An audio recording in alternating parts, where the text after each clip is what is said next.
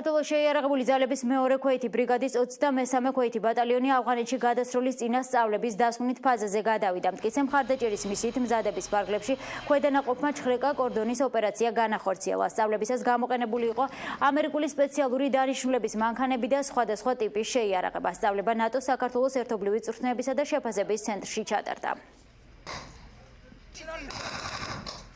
ეს კურსი ორგანიზებულია როგორც ქართველი, ასევე ამერიკელი ინსტრუქტორების მიერ და სცენარი მორგებულია სამშვიდობო მისიის სპეციფიკაზე. ვფიქრობთ, მსგავსი კურსები მნიშვნელოვნად შეუწყობს ხელს პირად შემადგენლობაში იმ ძირითადი უნარჩვევების განვითარებას, რომლებიც აუცილებელია სამშვიდობო მისიაში ამოცანების მაღალ დონეზე შესასრულებლად. ქართველმა სამხედროებმა დღეს ჩხრეკა კორდონის ამოცანა შეასრულეს, რომელიც მოიცავდა გარე და შიდა კორდონების მოწყობას, ასევე ძირითად ოპერაციას. სამხედროებმა დავალებას წარმატებით გაართვეს თავი. ეს ამ რამდენიმე კვირიანი მომზადების ციკლის შედეგია.